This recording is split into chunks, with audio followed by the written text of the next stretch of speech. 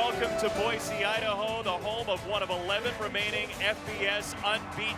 Number 14, Boise State, home for BYU, and a lot to play for the Broncos tonight. They are one of the top group of 5 teams in college football as they hit their marks on the blue turf once again. Boise State unbeaten, hoping to vault past Houston for that New Year's 6 position reserved for the group of 5, and a win tonight would be necessary to make that happen.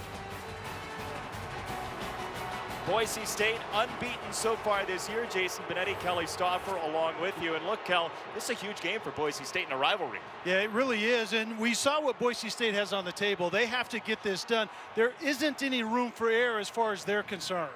Boise State is a team that relies on the run game. BYU does the very same thing. Yeah, kind of mirror images of one another. Both workhorse guys that love to carry the ball. Jamal Williams is a very patient back, has great visions as good backs do, but maybe the best thing about him, he's ultra decisive. It's one cut and he gets downhill. Jeremy McNichols, on the other hand, has a little more shake about him. He tends to want to bounce it outside. He's a very versatile back. They use him in the pass game. 51 catches a year ago, 20 already on the season. And his head coach, Brian Harsin, in his 3rd season, he is downstairs with our own Paul Carcaterra. Coach, BYU's not your conference, but there's a long-term commitment for this game. What makes this matchup unique? Well, I think it's 2 good football teams. They play tough style, we play tough style, and it makes sense just in the regions and all that. So it's an exciting game for our fans, and we're certainly excited to play in it. Jamal Williams, number 2, leading rusher in all of college football. What's the plan in regards to slowing him down? Slow him down. He's a downhill physical runner. D-line, linebackers have to do a great job, but we got to find a way to contain him because he's a really good player. Thank you, Coach. Thank you. Since 2000, Boise State is 88-4 at Albertson Stadium as the Nissan pregame rush continues. That's an Idaho native. He's from Pocatello. Quarterback Taysom Hill, the senior, in his final game against Boise State. The sophomore Brett Rypien, the leading passer in the Mountain West. For Brian Harsin, a former Boise State quarterback, it's a near sellout as this has been the Nissan pregame rush. Corey Edwards on the approach. Boise State will have it first. Cedric Wilson back from injury, throws it downs. Boise State loves the trick plays. That was one of them. It was errant. There may be more. I guarantee you there will be more. Brett Rypien, the starting quarterback, tops in the Mountain West, 270 plus a game. The nephew of former NFL quarterback Mark Rypien.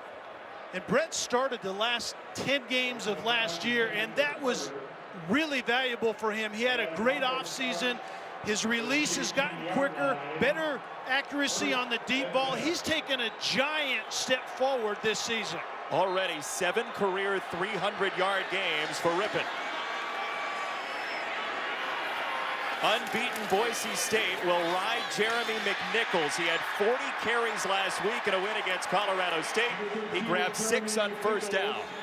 And we're going to see a boatload of McNichols. Averages 25 touches just in the run game. He's also a very good receiver out of the backfield, and that's where Brett Rypien has made a lot of strides. Really, his tight ends and his running backs underneath in coverage. That's one of the tight ends, Chase Blakely, into the ball game as Rypien goes play action on 2nd down and nearly intercepted. He wanted Thomas Spurback, and Troy Warner almost took it to the house. Yeah, Warner is the true freshman, maxed up on the senior Spurback, and there was a hold right there that easily could have been called, but that's the aggression by a in-your-face press style outside by a true freshman in Troy Warner. Thomas Spurback may become the leading receiver in Boise State history tonight. Not a lot of respect on that first play. Rypien on 3rd down. Boise great on 3rd down, and this is an early dagger. McNichols out of the backfield, running away for a touchdown, Boise State.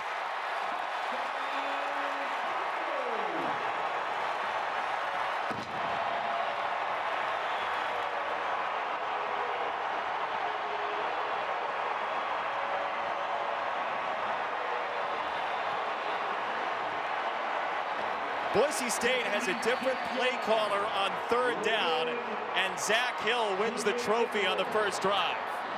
Yeah, that one is a keeper. And that's the X factor, is Jeremy McNichols in the pass game matched up on linebackers like he was that time in Fred Warner that just simply couldn't catch up with him. Tyler Ross's extra point good, 7-0 Boise State.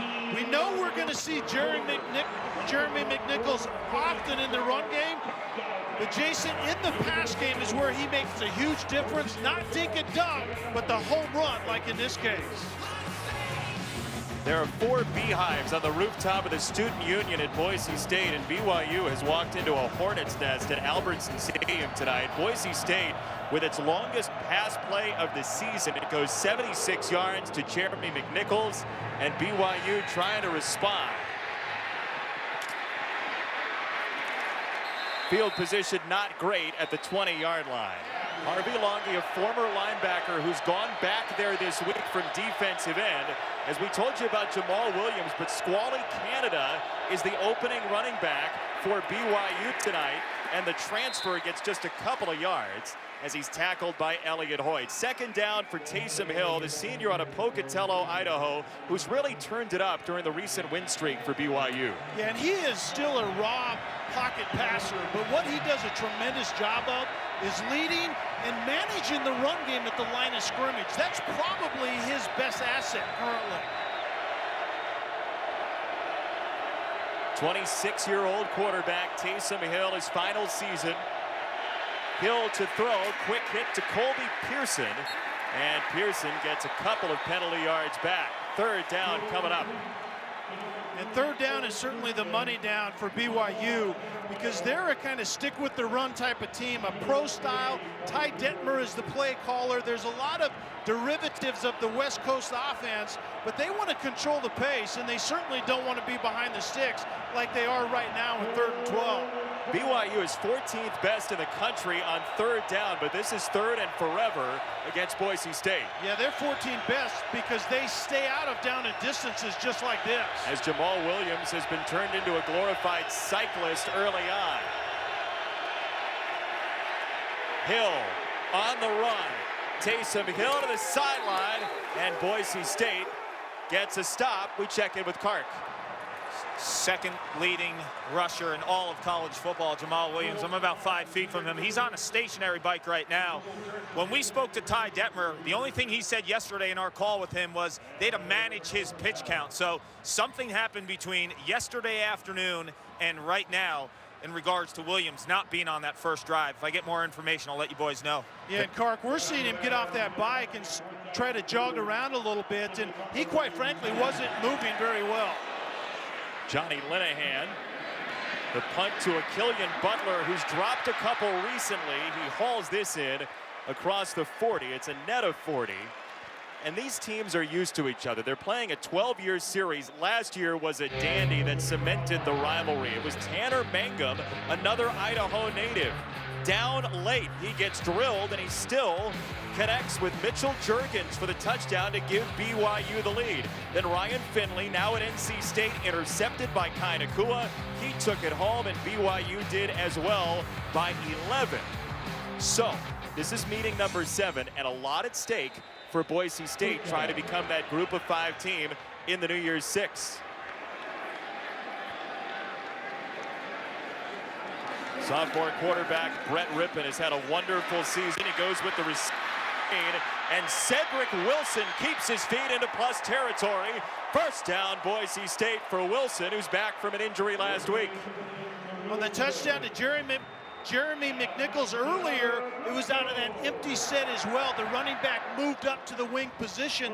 That was empty. This time it's a quick screen outside. Boise State is going to expand and contract their formations, and we've already seen it in this game. They're one of the only teams in FBS history, they have to be, that lists 5 tight ends on their depth chart, and they will use all of them. Jet sweep action. It's McNichols picking his way and finding the hole to the 36-yard line. A nice run by McNichols there on first down. And zone blocking up front typically. And that time there was the fly sweep motion, just trying to change the eyes of the defenders and create some angles. But it's zone up front, and then the tight end was slashing across from left to right and is going to lead in the cutback lane if McNichols ends up getting there. McNichols with the opening touchdown. Gain of 7 that time. Pocket holds up for Rypien, and there's a dart to the outside to Thomas Spurbeck, who gets 12 yards, trying to become the school record holder in Boise State history in terms of receiving yards. He's likely to do it tonight. And Boise State expected BYU to be somewhat softer in coverage. They started to see that change after the West Virginia game and then the Toledo game where they gave up 55 points. They saw them get softer in coverage. They thought they would have to throw in front of that coverage here this evening. McNichols to the short side, and the impact players on this side of the ball count. We've already seen Spurbeck, and he's the volume catcher and kind of the epicenter of what they want to do in the pass game. But Wilson's the speed guy. He's back and he's healthy, but it's kind of cool on that back end that has to make some plays. He already has 5 picks. He might need a couple more tonight to keep his team in this one. Boise State, on the other hand, doesn't get a whole lot of turnovers, so Nakua could be a pivot point if he can find the ball. Saw his interception from last year to put the game away. McNichols out into the wide receiver spot, and he gets the catch and a first down grab at that in front of Troy Warner.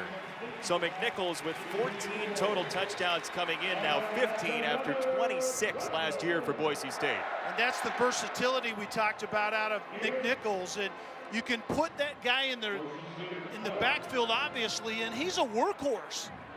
He's a guy that can carry it, as we saw last week, 40 times. But then you can split him out and get a really good matchup. And that time, soft coverage, just bang it out and in front of that coverage. McNichols 5 touches, 100 total yards already tonight. Here's number 6, pushed to the outside, and it's Kai Nakua forcing him to the edge to set up 2nd and long. BYU is stout on the defensive line of scrimmage, and that's really their calling card. They want to be the most physical team come game day, and I thought Boise State would need to prove that they could run it because they like to stick to the run, but I know Boise State feels they have an advantage in that pass game. The question is, how quickly do they get to that pass game? We've already seen it. It comes through their running back as well. 2nd and 16 for the unbeaten Broncos. Quick set for Rypien to the outside. Cedric Wilson, his 2nd grab. And it's 3rd down coming up as Troy's brother Fred Warner made the stop. They get the 6 back. It's 3rd and 10. Jason, we can already see how decisive Brett Rypien is. When you play 10 games, he started the last 10 games of 2015, and then you take that experience into your offseason, you can really grow leaps and bounds going into that 2nd year. His team's been great in the red zone this year, 16 out of 20 times with touchdowns this season. Rypien over the middle, touchdown, Boise State. Thomas Spurbeck has it for his 7th of the year.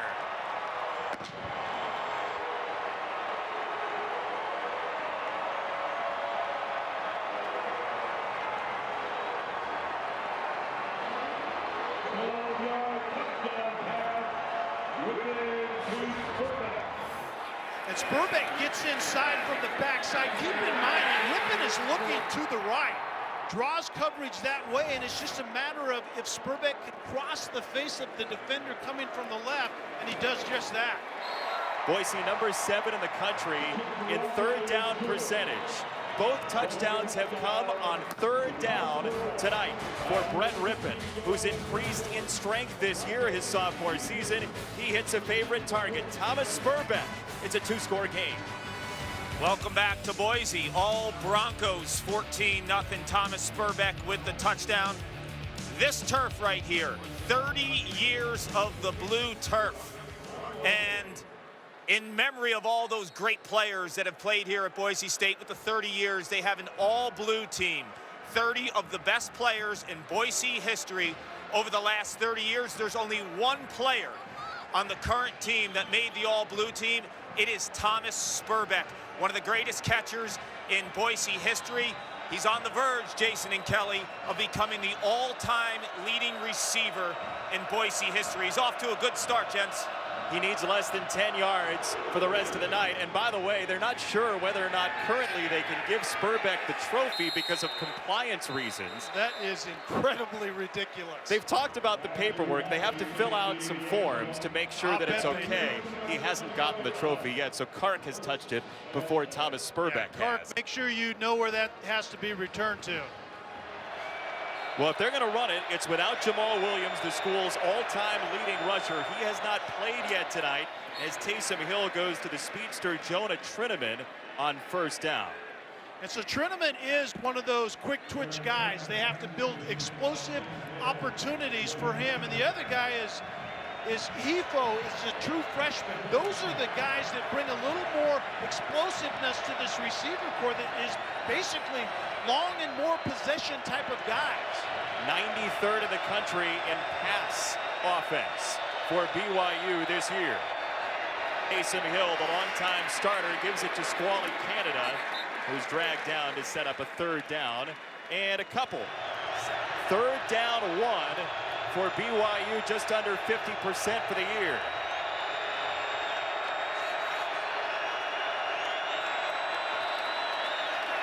Canada finds a hole and drives forward for the first down. Cameron Hartsfield got the first hit but couldn't take him down. Gain of 8 for the Washington State transfer Canada.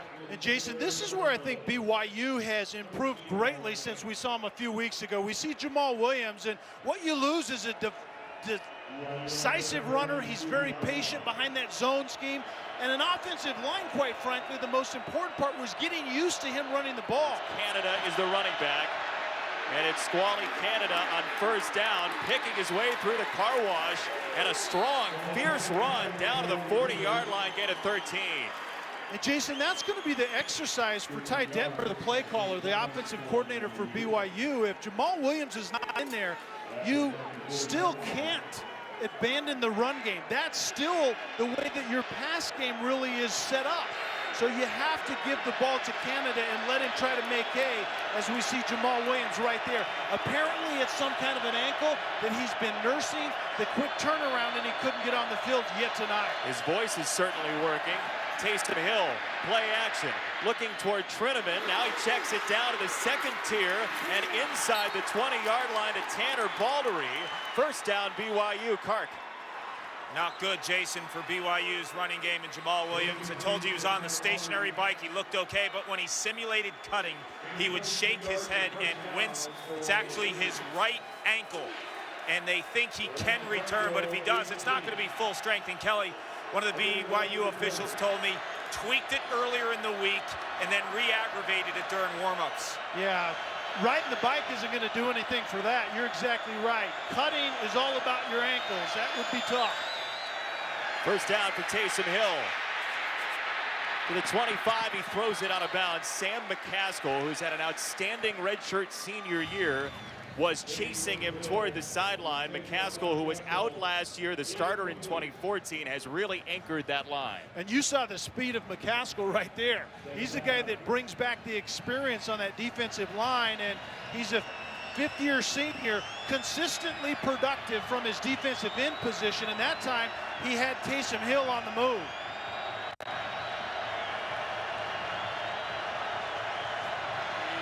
Second down, 16, as we tick down to the end of quarter number 1. They'll keep it on the ground to Algie Brown, the fullback, who gets a carry inside the 20 again, as BYU does hit zeros on a 7-yard gain in a first quarter that has been all Boise State, a team that's 88-4 at home since the year 2002. A 234-yard first quarter for the Broncos, who are on the board a couple of times behind Brett Rypien and a 14-0 lead. Idaho's capital is Boise, and the Broncos lead 14-0 over BYU at Albertson Stadium tonight. Brian Harsin and the Broncos trying to remain unbeaten. Harsin, a graduate of Boise's Capital High School in his own right, a former Bronco quarterback, leading this team in his 3rd season. He actually took over for Jake Plummer as the quarterback at Capitol High. 3rd down 9 for Harsin's defense from the 17. Taysom Hill, senior quarterback for BYU, steps up. It is tipped, and it is nearly intercepted, incomplete. Almost picked off by DeAndre Pierce. And Tyler Horton was on the coverage.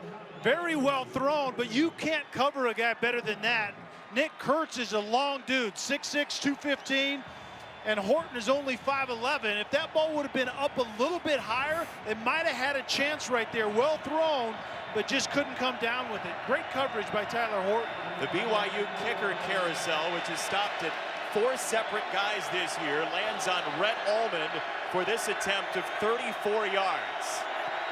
Almond, for the first points tonight for the Cougars, is good. 14-3 Boise State. BYU off the block field goal gets points. Simple as that. Jonathan Moxie on the return for Boise State. Has some room. Moxie across the 35 and knocked down just short of the 45-yard line. Former Washington Redskin quarterback Mark Rypien, his nephew, to throw on play action. First down, that's a line drive, and it is picked off. Fred Warner has it into Boise State territory. Warner with a flag down, stays in bounds. Warner down the sideline to the goal line, and it's a touchdown if it stands. What a run.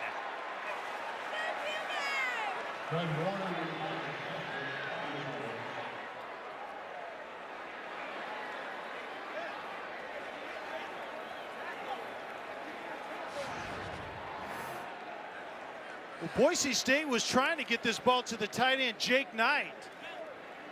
Fred Warner, the linebacker, cut underneath it. The deep over route in a heavy, it's 13 personnel. 1 running back, 3 tight ends, and Knight was one of those tight ends, and he was just extremely well covered by Fred Warner. Whatever this penalty is, I believe took place well after the interception. After the interception and during the return, personal foul, illegal block below the waist by Boise State, number 88. The result of the play was a touchdown. A 15-yard penalty would be enforced on the kickoff.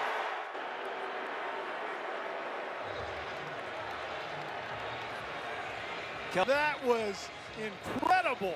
What an So Rypien with just his 4th interception of the year, setting up the Almond extra point.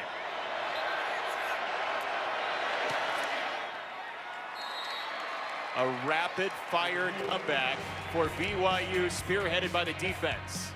And the defense needed to make some plays, and Fred Warner made one of the best plays you're going to see all of college football, and what an effort to finish the plays with 6. This is just a beautiful place to come watch a college football game, but also watch the leaves change. A river runs through it, right? That's your first movie reference of the year. That might be my last. 14-10, Boise State with the lead.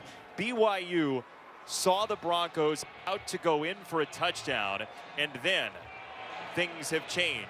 Rypien intercepted by Warner, and Brian Harsin's team, which is 99-6 at home since the year 2000, is reeling against Kalani Sitake's BYU Cougars here from under 400 miles away.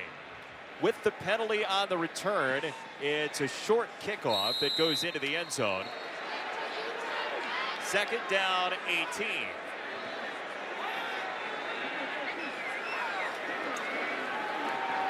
And they'll keep it on the ground.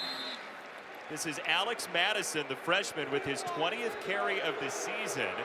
We were told that he was going to get some run today with McNichols shouldering the 40-carry load last week. But Brian Harsin said, look, as many times as Jeremy needs to touch it, he's going to get touches, the 40 carries, and it was a quick turnaround. Those things together meant that the true freshman Madison is going to have some touches here this evening. Gain of 4, it's 3rd and 14. Rypien steps up. Rypien on the roll. Throws on the go, and it is incomplete for Cedric Wilson. Down coming up. Really good series for BYU defensively, because I think they're finding themselves in coverage a little bit. They're playing zone underneath, running with a man-to-man on the back end, and more of a kind of a man-match type of look where they sort out the routes and they jump on people man-to-man. But that drive ended because of poor call by officiating on the field.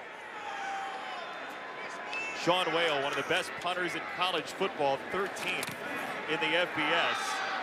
Kicking to Garrett Juergens, who waves it off and watches it bounce inside the 20-yard line and down to about the 14. We saw him already once. He's the lead blocker for Canada on this carry, and Squally Canada gets overwhelmed by the oncoming blue defense. It's second down and long. Jason, it's the same running scheme, but it's just not the same respect given because of Jamal Williams' reputation and his productivity, his experience, all of those things. He was decisive, great vision, very patient, and his offensive line, along with the running back, have to be tied together. When you change one piece to running back, a lot of things change for those guys up front with different running style behind them. Second and 15 for Taysom Hill, who's 3 for 8 tonight. Jonah Trinnaman, the intended target, and it's third down. Raymond Ford on the coverage, the senior defensive back. And a late blitz by Hartsfield to this same side, and then Trinnaman just needs to come down with the ball.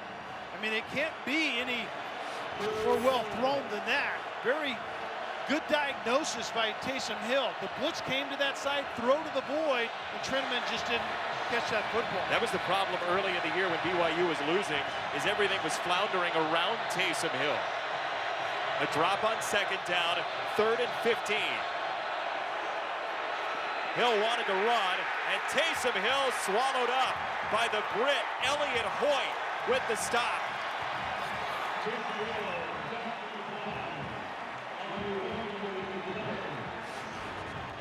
Elliott Hoyt, the fifth-year senior, number 96. There was actually a stunt. The linebacker was coming up inside, which was Whitlock, number 36, and 96 Hoyt went out to the left, and he hasn't done a lot in terms of production, but just kind of a natural feel sometimes of how to get pressure on the quarterback. That's the room that Johnny Linehan has to get it away to a Killian Butler. BYU 10 unanswered points, trying to be the first to beat Boise State this year. Linehan on the run, and that's going nowhere. Oh my goodness.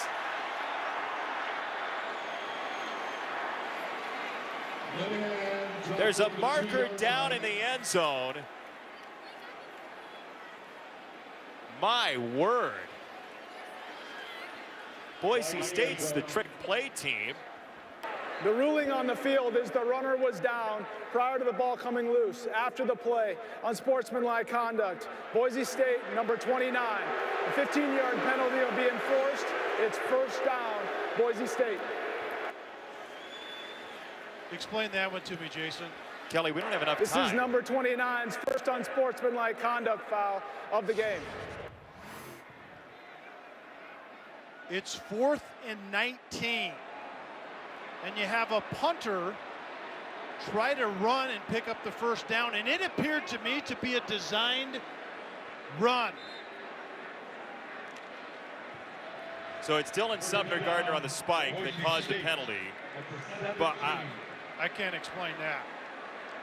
that's one of the strangest calls you will ever see. That's one of the most foolish calls you'll ever see, if indeed it was called by a coach on the sideline. So we have number 1 in the Sports Center top 10 and the not top 10 in the same first half. Boise State with Jeremy McNichols on first down. For BYU, a low-risk team generally. I can't explain it. I mean, the only explanation is you have ultra confidence in your defense right now, but you're still risking giving up at least 3 if your defense does everything right here. That was just extremely bizarre. Already in the red zone. Boise State on 2nd and 8. It's a delay. It's McNichols right into that line.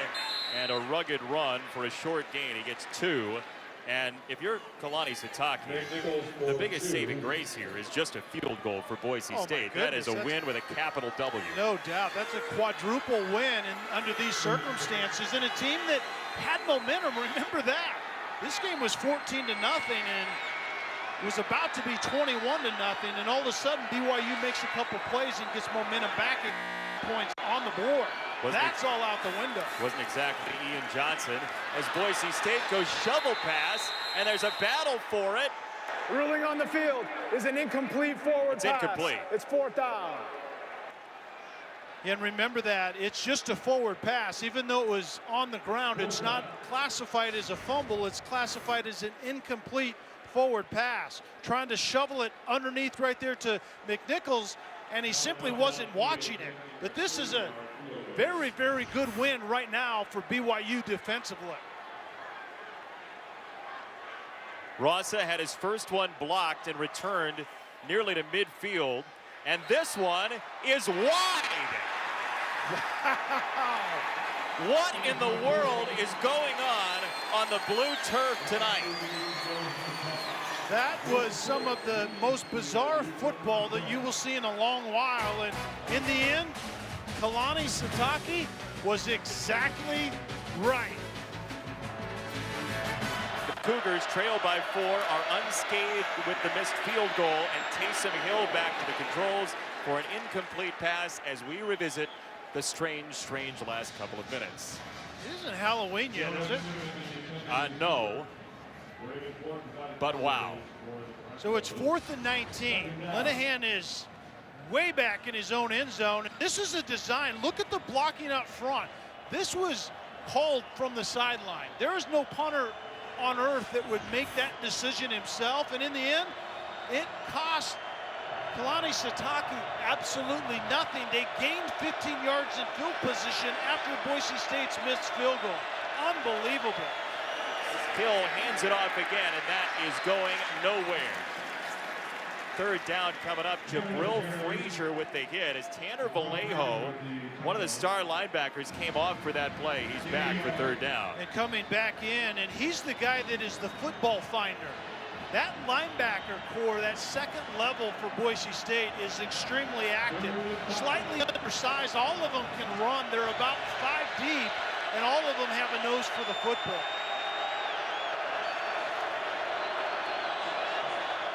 Jonah Trineman, the speed burner, in single coverage up top. Taysom Hill to throw. McCaskill in pursuit. Hill incomplete. He wanted Mitchell Juergens, who had the touchdown catch late last year against Boise State. And now it's 4th down, and we all hold our breath. Boise State was showing kind of a double gap, A-gap blitz. Only one of them came. They dropped others into coverage, but it still created enough pressure where Hill had to be escaping to his right just as the receiver Juergens was coming open. Juergens won, but Taysom Hill was on the move by that time. So Johnny Linehan on to punt. And he does on 4th and 5. From the 17, Butler is stonewalled. 1st down for Boise State, an offense that came out of the chute scalding hot. 200+ yards, 2 touchdowns, then a blocked field goal. And since then, just 17 yards. Last time they touched it, Rossa missed a field goal. This is a screen. And this is the leading receiver in Boise State history, Thomas Spurbeck, to the 30-yard line. He gets 14, and it's a 1st down, nearly doubling that yardage last couple of drives. Boise State does such a good job of kind of formationing themselves into opportunities. McNichols went right in motion, and the screen was coming back to the opposite side. Defenders got their eyes in the wrong place. Another quick set for Rypien. Tip ball intercepted. Dion Lake for BYU with a 2nd pick 6 tonight.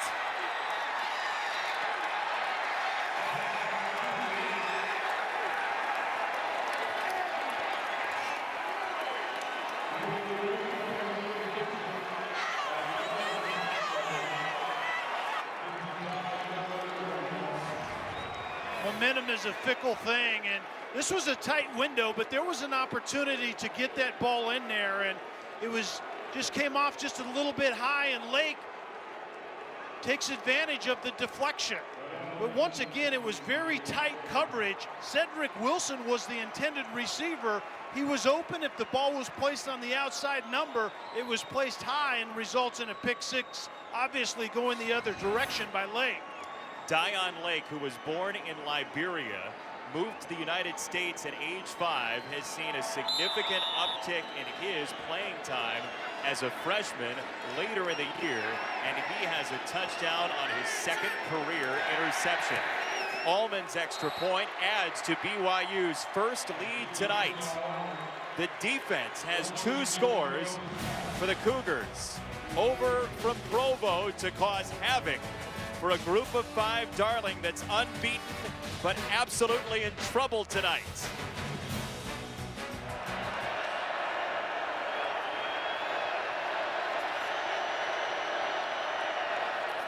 As Boise State will get it back. And the return coming from inside the 10-yard line. This is Jonathan Moxey, and he is absolutely whirled down by a host of BYU tacklers. First down from the 31. Boise State all 3 timeouts, so the run game is in play, but McNichols is stuffed after a 2-yard gain, 2nd and 8. What do you want to see from this Boise State offense on this drive? Well, they have to find their pass game once again, but they have to be able to protect. Sometimes Rypien has dropped back to throw it. It just simply hasn't had the time that he had early, especially in that first quarter when they got off to a good start. Rypien, flat-footed, hits McNichols, and that first down will move the chains and stop the clock momentarily. He was dumped by Warner, 72 seconds left, first half. And certainly BYU is going to make them take the long road and throw the ball underneath, but Boise State has all 3 timeouts left. Plenty of time, and 3 timeouts is an eternity. Sean Monster late into position at the bottom of your screen as this goes out to Cedric Wilson, who has a gain of 11 and a first down. The transfer from Coffeyville Community College and son of the former Steelers wide receiver with the same name. Rypien off his back foot to the sideline, and he's got a completion down to the 40-yard line to Sean Monster, who has 2 catches this evening after 1 in the first 6 games. And BYU with an early show of pressure, and indeed they did bring those guys right down the middle. Very well sorted out and picked up by the offensive line of Boise State. Rypien, the sophomore, steps into it, down the middle, Monster again. Sean Monster to the 31-yard line. First down, clock will stop for the moment with 49 seconds to go. And still 3 timeouts intact. They're going to use one of them right here, I believe. You're in that middle ground. How do you handle scoring too fast and making sure you do score? Goal number 1 is to score. And so I don't think they worry about that right now. They want to get in the end zone, and more importantly, they want to try to get some semblance of momentum back going into the locker room. We haven't heard from Spurbeck for quite some time. Keep an eye on him as you get closer into the red zone. 5 catches tonight for Spurbeck, none recently.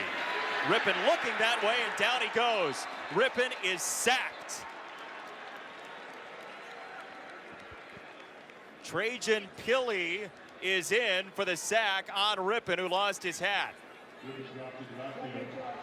2nd and 15 off the sack. 1 timeout left for Boise State. Ross is long this year, is within 35 yards. Rypien down the middle, double coverage, no matter. Touchdown, Cedric Wilson.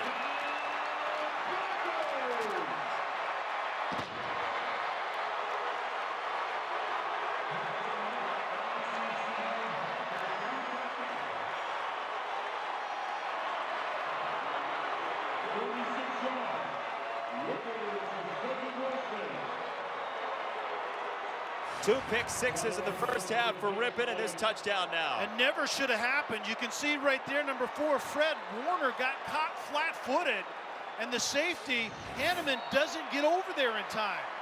That should never happen with that coverage. Away, downstairs, Kark. Coach, 4th and 19, deep in your territory. Why the fake punt? Well, on film, we thought we had it and want to be aggressive. We came to win the game, and just didn't work out. They made a great adjustment, something that we haven't seen from the prior games. But we want to be aggressive, and it didn't hurt us. Our defense had our backs. Jamal Williams, we haven't seen him in this first half. How will you challenge your run game in the second half? Well, it's got to start with the O-line. You know, we're getting some push up front. Scully's doing a great job, so we just got to do it for 30 minutes and get away, score more points than them, and come away with this victory. Thank you, Coach. Thank you. That's bolded aggressive from Kalani Sitake. 21-17, your halftime score. After the break, our Land Rover halftime report. The serene Boise River in a 21-17 game that's gone off the deep end in the first half. Boise State with a 4-point lead, and it's been a madcap first half. Jason Benetti, Kelly Stauffer along with you. Can you explain what we saw in the first 30 minutes? It would be difficult to do in the time that we have, but BYU, quite frankly, has no business being in this game. And if you're Brian Harsin going into halftime, you say, we can't do any more to keep a team in a game than we did, so we're in good standing. The defense is almost outgaining the offense for the Cougars from Provo. I tell you can hang in games when your defense scores points. And they have 14 hung on the board. Those 3 turnovers, blocked field goal, missed field goal, gave BYU hope. But BYU's going to have to do something offensively in the second half. BYU will have the first crack at it. Cougars ball. Brett Rypien will have to stay on the sideline for a while, as his defense will show firsts. Here in Boise, Idaho, Kalani Sitake told Paul Carcaterra it was an aggressive call on that fake punt. That is the understatement of 2016. Hadley on the return, dragging tacklers to the 20-yard line. Downstairs, Kark. Everything that went wrong in regards to turnovers did, and that's what Brian Harsin told me at half. He told his team, have a short memory. Go out there, 0-0, erase that first half. One message for his quarterback, Brett Rypien, have to be careful floating the ball. You saw him get picked off. I also spoke to BYU punter Johnny Linehan, the New Zealand native. I asked him what was up with that fake punt deep into your end zone. He said, I knew we were going to do it at some point.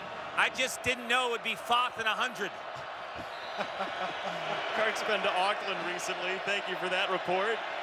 First down for Taysom Hill and the BYU offense. The Idaho native slings it out to the 25. And that'll set up second down coming up after a gain of 5 for BYU. And Bo Tanner, the sophomore out of Gilbert, Arizona. And remember that we don't believe that Jamal Williams is going to come back into this game. He hasn't been in the game tonight. Apparently has something wrong with his ankle. So it's been Squally Canada that has gotten the carries, and LG Brown carried the ball one time as well. Where is the running game for BYU with Jamal Williams on the sidelines? They haven't found it yet.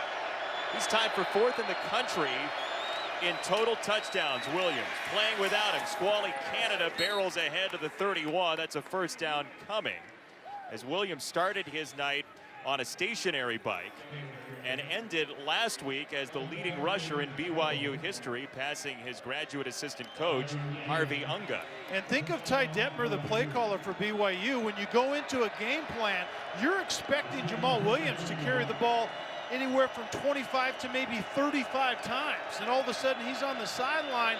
The ingredient that sets the table for your play calling didn't get as stiff tonight. So now what do? Be patient with the run and try to get something out of the pass game this second half.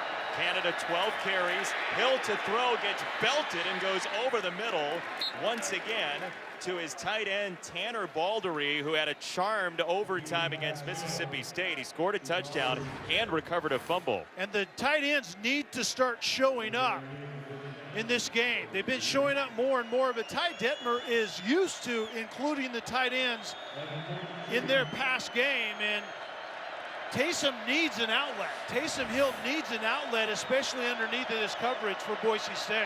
Squally Canada still in at tailback with the injury to Jamal Williams, one of the top touchdown makers in the FBS. Downstairs, Kark. Well, Jason, you know Tyler Rossa would have loved to have an opportunity for that long field goal attempt moments ago. And yesterday I was in that weight room, and Jeff Pittman, head strength and conditioning coordinator, I asked him, who's the biggest animal here? He mentioned the center, Mason Hampton, and the kicker, Tyler Rassa squats 550 pounds. I spoke to Rassa before the game. I said, how about you against the running backs, wide receivers? He said, stop. I out-squat them all. He's proud of it, too. And by the way, he is a great athlete overall. He hit one of 3 back-to-back homers for the offense in the softball game they played in the offseason. It was Spurbeck, Rassa, and A.J. Richardson on the 3 homers in a row as Canada gets the carry on first down. And second down coming up, BYU. Kickers are people, too, Kel. I've been trying to tell people that. Haven't I? Well, it's Tom Herman that doesn't call him by name. Right. He just calls him kicker and punter over at Houston. I like him when it goes through in a game winner. Second down 2 after a gain of 8 for Canada. Taysom Hill has had a rough night completion-wise. This one is a dart and a juggle, and we'll see what they call. One official waved it off. It is incomplete for Moroni Laulu-Pututau. Laulu-Pututau was sitting underneath the coverage. You can see him right there. Turns and show his number to the quarterback. Taysom Hill finds him on time, on target. You have to finish plays like that. No review, and BYU will keep it on the ground. Taysom Hill ramming inside the 20-yard line. Cameron Hartsfield lost his hat as Taysom Hill thundered into the red zone. BYU doesn't use the quarterback zone read much, but in a timely fashion, and it gives Hill the opportunity to take it outside. That was a very good read. The in man on the line of scrimmage collapses, quarterback pulls it, and quickly gets around the edge. And Hill is off target to Nick Kurtz. We were talking to Ty Detmer. He said Taysom Hill likes to be left of the target when he throws. That one was errant high. Yeah, and it was outside, and what he means left of the target is with his step. Ty Detmer talked to us about that Taysom Hill typically steps too far left of his target and then has to overcompensate with the throw. And sometimes it creates a little inaccuracy, like we saw on that play. Second down, 25. Pocket holds up. Hill down the middle, coverage coming toward the end zone. It is caught. Jurgens. It's a touchdown BYU, but a marker is in. Personal foul, roughing the passer. Defense, number 8. Result of the play is a touchdown. 15-yard penalty will be enforced on the kickoff.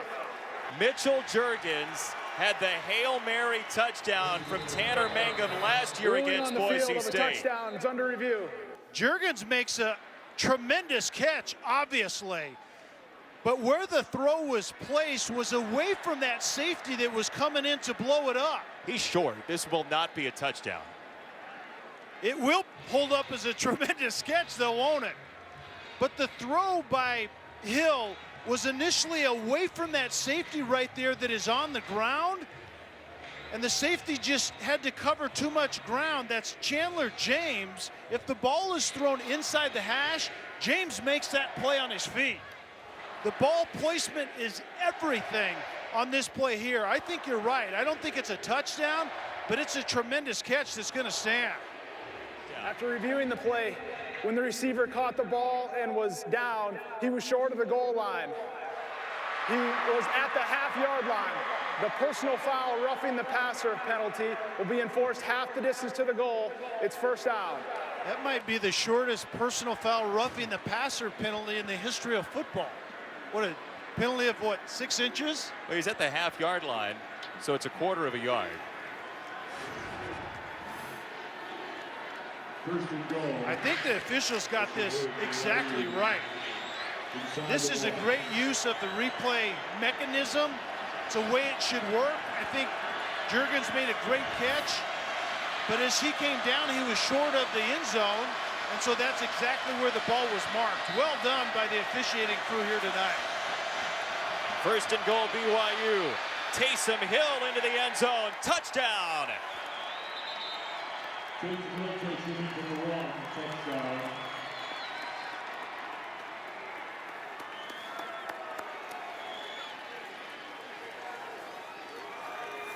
First offensive touchdown tonight for BYU. comes from the native of Pocatello, Idaho, Taysom Hill.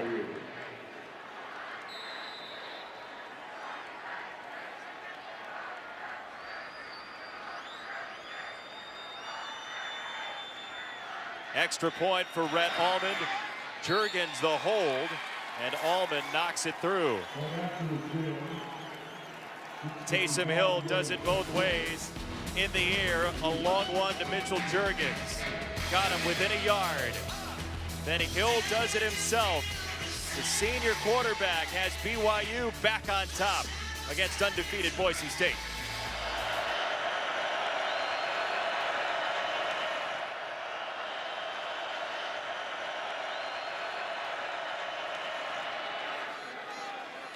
He's got a first down there with McNichols, who's got 87 on the ground, 95 through the air, 182 total yards for Jeremy McNichols as they swing it out for Thomas Spurbeck with blocking in front from Wilson. Wilson was there, he couldn't hang on. Spurbeck coughs it up, and BYU has it. Butch Pa'u on the pile to jump on it for the Cougars. That's turnover number 5 for Boise State. I mean, you simply can't make this stuff up, and Brian Harsin just can't believe it. Covered by the defense. First down, BYU. One of the most dependable guys on your team, maybe in team history, is Thomas Spurbeck.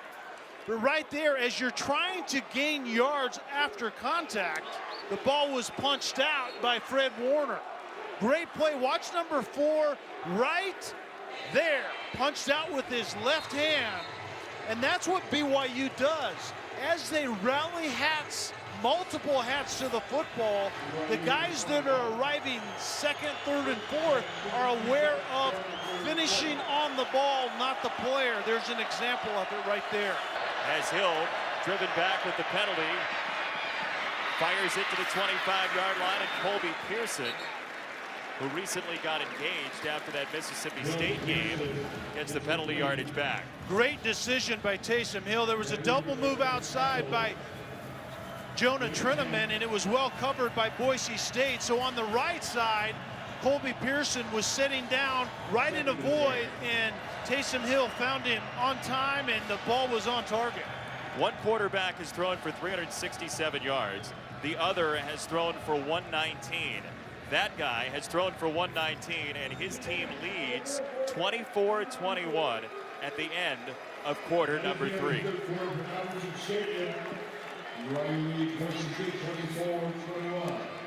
24-21, BYU on the road trying to topple Boise State, which is unbeaten for now. BYU trailed in this game 14-0, now leads 24-21. The 7th installment of BYU Boise State, another barn burner. Taysom Hill, second down, pumps with the shoulder. Hill off the check down. Squally Canada in for the injured Jamal Williams, the leading rusher in BYU history, out with his 10 total touchdowns this year. Third down and 6 for BYU. Taysom Hill doing a great job of being more patient, and really good pass protection is allowing him to do just that. Nobody covered or open, and Taysom Hill started, Jason, clear on the left side and scanned and got back to about his 4th look, which is Canada's running back standing out in the flat. That's Laulu Putatau in motion. Taysom Hill to throw on third down. Hill dropped at the 20-yard line. David Moa, who's had an outstanding season, the redshirt sophomore, gets in on it, and now we may see BYU kick. Rhett Allman seems to have won the lottery. Number 26 comes out. He's actually had a pretty nice evening. He's looked pretty strong in the opportunities that he's had here tonight. This is a 37-yard field goal that would be his career long.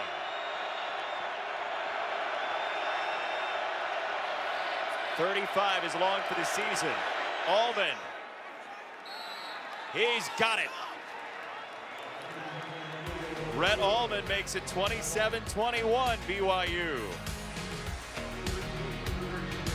Brian Harsin trying to avoid presiding over a non-conference defeat at home in the regular season for the first time in 15 years. It was Washington State in 2001 that last beat Boise State out of conference on the blue turf in the regular season. Jonathan Moxey from outside of the 10 got tripped. That should be a flag. Moxey across the 25-yard line, and here comes the marker. To the outside, Thomas Spurbeck skating to the sideline and blown dead, short of where he ended up. 21-yard line looks like the mark. Spurbeck does a nice job of utilizing his blocking, getting outside, and the whistle was blown, but I couldn't exactly tell where he actually stepped out of bounds. It's an 8-yard gain for Spurbeck. They turn to him again, and Spurbeck is doubled down.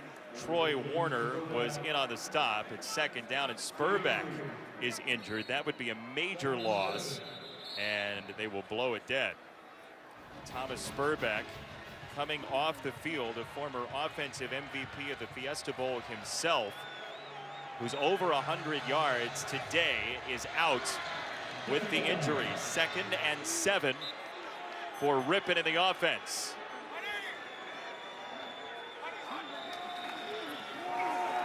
McNichols feeling his way through the hole and cartwheeled down hard by Fred Warner, who's had a mighty fine night from that linebacker spot.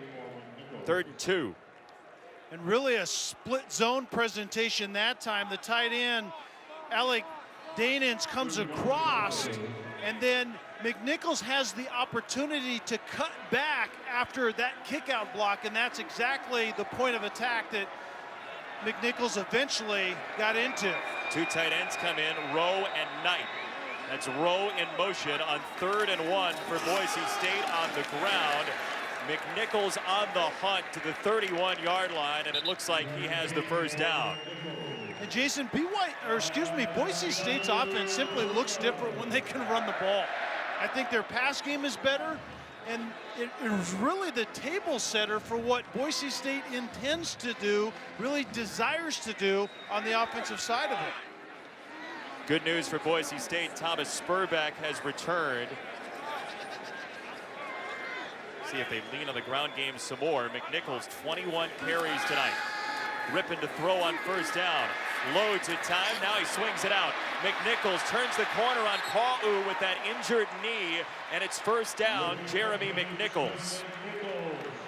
And this is what Brett Rypien has been doing a lot, is they're going to go pace right here. But coming to his check down route when nothing is open down the field, and an accurate pass to his running back. 109 yards through the air for McNichols, a career high, as they will go on the ground one more time, and Pa'u with the stop on this occasion. 2nd down for Boise State. What do you want to see as Spurbeck comes out from the rest of this drive for the Broncos? I think just more of the same. I think right now the mix of run and pass is really who Boise State is offensively. That is a pass that sails from Rypien.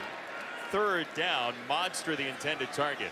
But Jason, BYU was betting defensively that Boise State could not be efficient enough in the short passing game. That last errant throw was an example of it. Good mix of run and pass, but when you're errant on a gimme throw, all of a sudden you're 3rd and 6 when it should have been converted on the previous play. With Spurbeck injured, Knight, the tight end, is slot at the bottom of your screen. Rypien down the middle. He's got him. Knight turns the corner inside the 10, and Jake Knight is down inside the 5-yard line.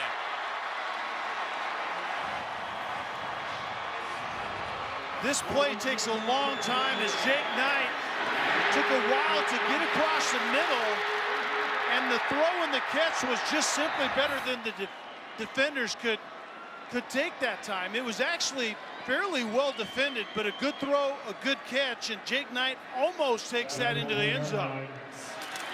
On the ground, McNichols shoving his way in. Touchdown!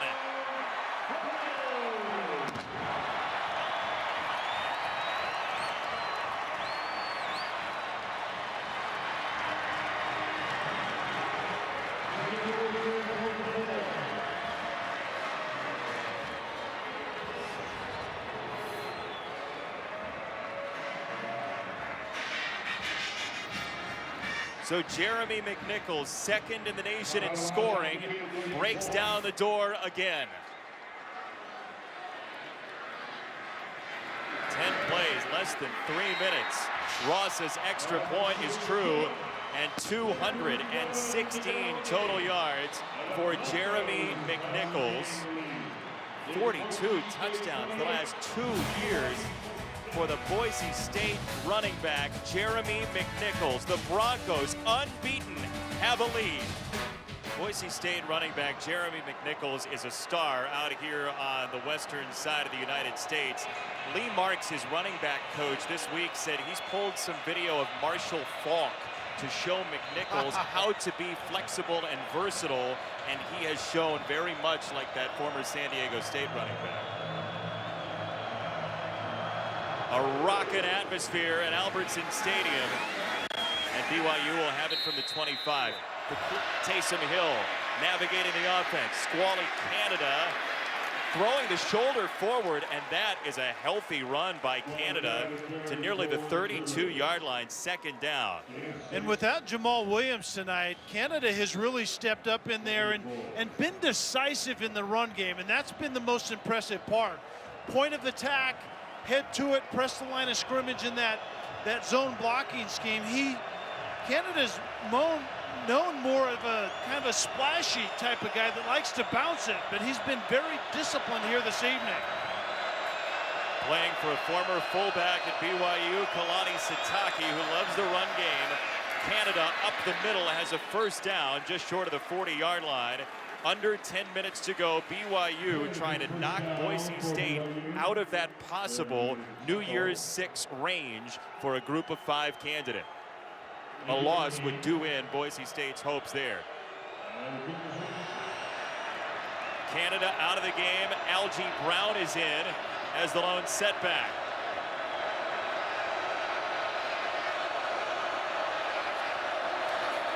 Second carry of the game for Algie Brown goes for not much. Slammed down by Elliott Hoyt, the England native, second down. BYU is in what they call an ace formation. 2 wides, 2 tight ends, single back, and you're basically presenting a balanced set for the defense, hoping that they're balanced, and then your quarterback has to get you to the right place. Not very well blocked on the offensive line of scrimmage that time for BYU. What do you think of Canada being out here? Brown is in. I don't think Brown's a guy that I think has to have touches to get a good feel. This is Kurtz on the outside, short of the 40-yard line. He is busted down to set up third down. It's a gain of 5. I think Canada, Jason, just simply isn't used to the workload. And I think it was a necessity to give him a blow, but he comes back out there right now. Remember, L.G. Brown was the leading rusher on the team a year ago. It's just different scheme, so he's more of a fullback type, but Canada has had to carry the load here tonight with Jamal Williams out. BYU 49% for the year on third down, just 3 for 14 tonight.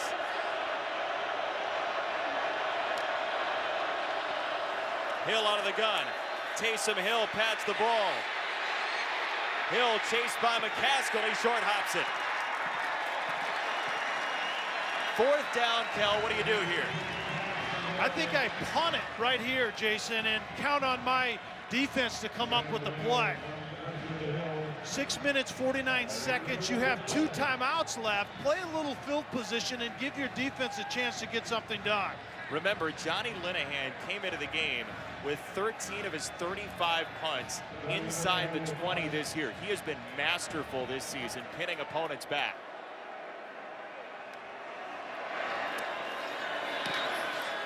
Linehan the boot. Wilson the fair catch inside the 10. Another great punt by Johnny Linehan, 34 yards. Boise State head coach Brian Harsin told us yesterday, we have to run it to win it. And this is a great example of it. They have to run it right here to close this game out. McNichols weaving through for a first down. Let me flip the question. Should Boise State be in the college football playoff? Absolutely. To me, that's what the college football playoffs are about. And remember, Boise State schedules people. They have 2 wins. in the Pac-12, a Power 5 conference in Washington State as well as Oregon State. Time moving down to 5 minutes. Rypien will bleed down the play clock. He's thrown for 437, still about 70 yards short of his career high, as McNichols just feels his way through on a nice run to the 40. So here's what's left for Boise State. 3 road games, 2 are very tough. Yeah, this one to Laramie and this one at the end of the year going to Air Force. Both played at altitude, both against opponents that are very familiar with you. 2 tough outs right there. BYU you need to stop here. 2nd and 1 for Boise State.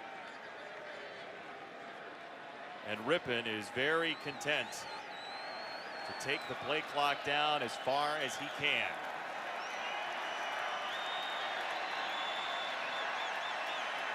How about Nakua trying to get the crowd to be loud to foul up the snap count? Down to 5, they will snap it and run it. Jeremy McNichols has been awesome tonight. He has the first down, and BYU is going to have to start thinking about deploying those timeouts. I think probably on this exchange right here, if they can get them to 3rd down, between 2nd and 3rd down, then use their first timeout, 1 of 2 remaining timeouts. 6 straight runs for Jeremy McNichols into that BYU defensive front. Rypien to throw. He's got Monster who breaks a tackle, and Sean Monster is out of bounds. That's good news for BYU. Yeah, that was not a good decision, obviously, by Monster. Great job breaking the tackle, trying to get yards after the catch, but find a way to stay in bounds. The clock does run after the ball is set. However, it stops for the 8-9 seconds when the ball was not set by the official. And at this point in time, a few seconds here or there matters as it nears 3:20 left in this game.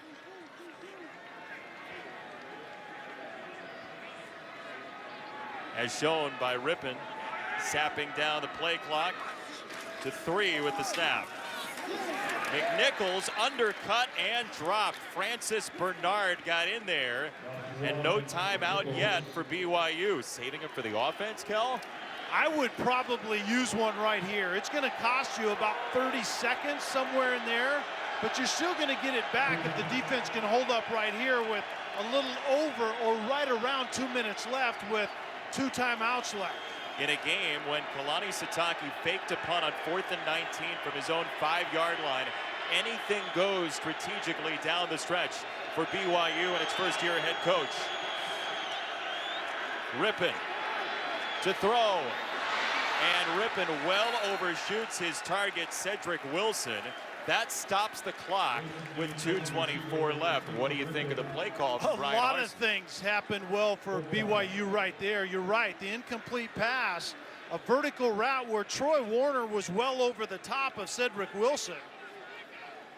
And Rypien is saying right there he wanted his receiver to come inside a little bit more. Did you see Rypien sidestep off the field? He took his helmet off very close to the sideline. That's a good point. I think he realized that he had his helmet off. Very good and point. took a quick step off the field. Could have easily been penalized right there. Whale, the punter. Juergens to receive. And inside the 10 is where BYU will start. Here's a look at Rypien on the sideline. Yeah, that's a penalty, Kel. Absolutely, it should have been. And then someone told him right there to hurry off the sideline, and Rypien did just that. But that wasn't a very smart play. Well, in the meantime, here we are. What does BYU do best in a situation like this? BYU, to be honest with you, isn't really built to move fast, but you have to right now. They have 4 wides in, They have a running back that's better made for this situation with Canada out of the backfield, a very good ball carrier, and Taysom Hill just simply has to move fast and make good decisions. Hill to Pearson, and Colby Pearson is across the 15-yard line. Clock moves, gain of 8. And you practice this all the time. It is the prototypical 2-minute situation as we literally go down to 2 minutes right now. Boise State's unbeaten season on the line, hanging with the defense. Hill scanning. Hill giving ground. Taysom Hill wings it out of bounds. Incomplete. Pearson gave it a game effort. It's 3rd down. The decision by a veteran quarterback right there, Taysom Hill, to slide outside the pocket when no one was open so he could throw that ball past the line of scrimmage and throw it out of bounds. That is a great decision by an experienced quarterback. 3rd and 2. They'll run it. And Squally Canada hangs on to the ball across the 20. It's a gain of 5 and a 1st down BYU. 2 timeouts left.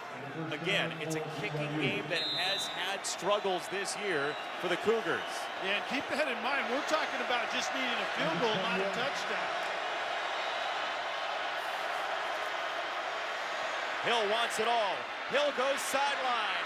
He's looking for Kurtz, and Nick Kurtz can't bring it in. Jonathan Moxey was hip to hip with him for a while. 2nd down. And Kurtz just kind of lost his stride a little bit as he's looking back for this ball right there. Just kind of lost his feet. Keep your feet and run through it. A little early, maybe? I think so.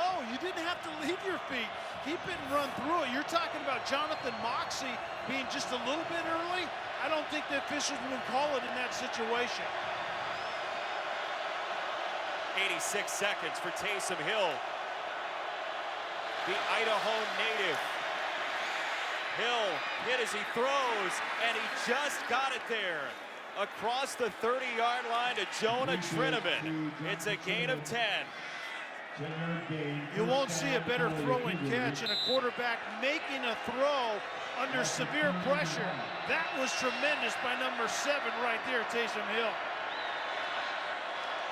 A 2008 graduate of Highland High in Pocatello. Final game at Boise State in his career. He's got the ball. Taysom Hill leaning across the 40-yard line to the 41. Weaver the tackle. Time ticking away. Timeout. Taysom Hill. 50 seconds to go. I actually thought that was a interesting spot. I thought Ruling on the Taysom field Hill, as the runner was short of the line to gain. I thought Second Taysom charge Hill timeout. had the BYU. line to gain. And so they had to burn a timeout. Boy, if that ends up being what looks like a 1st down, you could make the argument BYU should get the timeout back. And if this was stopped for a review before the timeout. Cal, I think he's short. Yeah, I think he was too. I think that was actually a pretty good call. The leg was down before the ball. Yeah, the knee hit. The ball wasn't to the line to gain, I don't believe.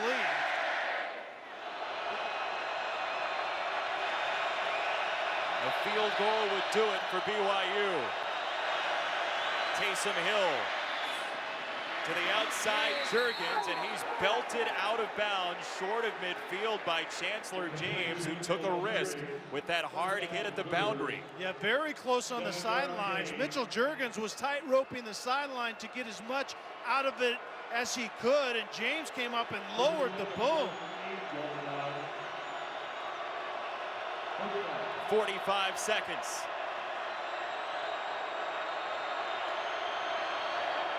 Taysom Hill. Long throw, a lot of blue in between him and Mitchell Juergens. And into Boise State territory with a short gain to Juergens, who had a long catch earlier that set up a touchdown. And I think if you're looking at Britt Allman having a realistic chance for the game-winning field goal, I'm thinking at least plus 30 on in order to have a realistic shot.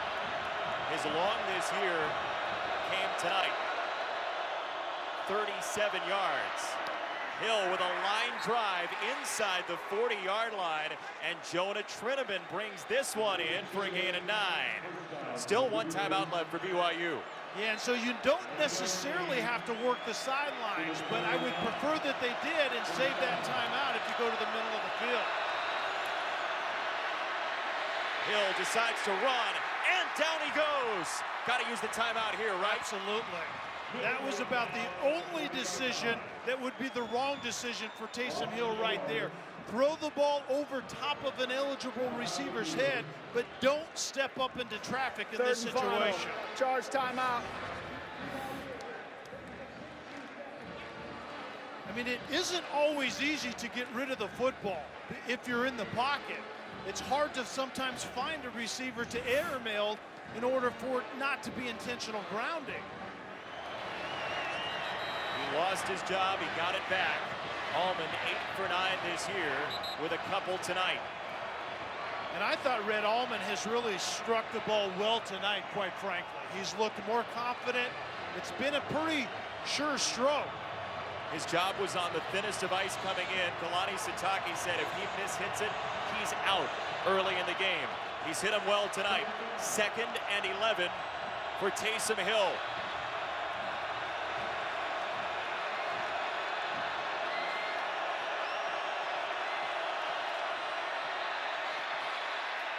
Over the middle, Hill has his man, Mitchell Juergens again, first down, BYU. Oh, they're right at the edge of that range. Spike time for Hill, down to 15 seconds. No timeouts. We saw it last week in Houston. You run out of timeouts, you're in danger of seeing zeros on that clock when you don't want them there. And remember the kill the clock rule as well. You have to have 3 or more seconds to kill the clock. They are bringing Allman out with 15 seconds on the clock. Play clock is down to 10. Juergens will hold Rhett Allman from 44.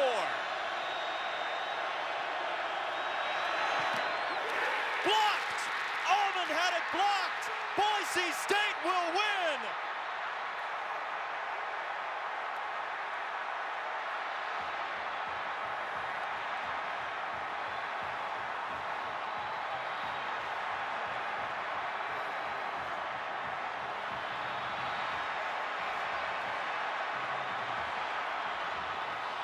Now wait a moment. BYU recovered that. That was not 4th down. BYU's got a chance to run a play. The result of the play was a scrimmage kick that did not cross the line of scrimmage on 2nd down. It'll be 3rd down. The clock will restart with the next legal snap. Wow. It did not cross the line of scrimmage. So BYU has an opportunity. Got to spike the ball. Clock will run.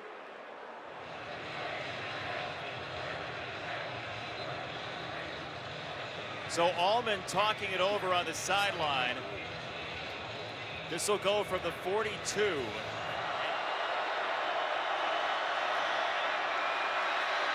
Under pressure. Hill short hops it, 1 play left. 5 seconds on the clock. He wanted Moroni Laulu Putatau. This is where, here, can you? No way. This is where the Hail Mary comes in. I don't think there's any question about it. Remember, at the end of the first half, BYU had a really good attempt at coming up with the ball with Nick Kurtz is really the jumper in the middle of the Hail Mary, number 5. He's 6'6". He can go up and high point it.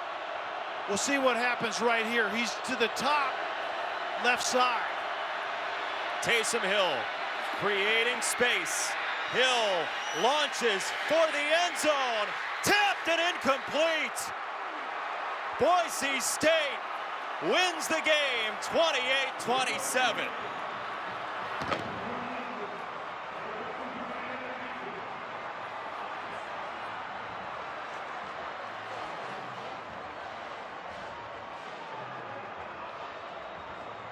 What a night in Boise, Idaho.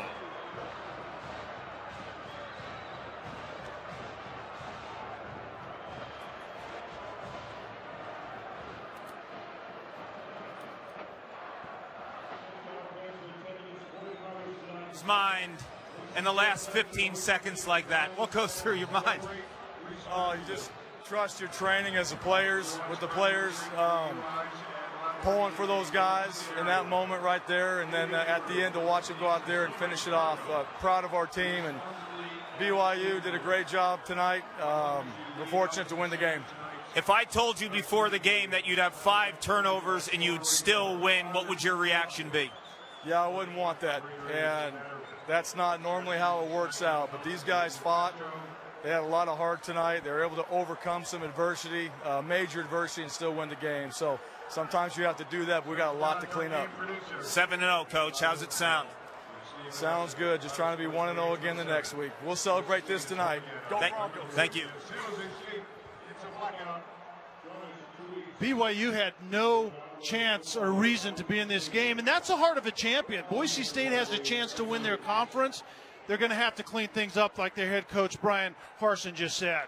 Boise State 106 at home since 2000. A win by 1 tonight. Sports Center is coming up.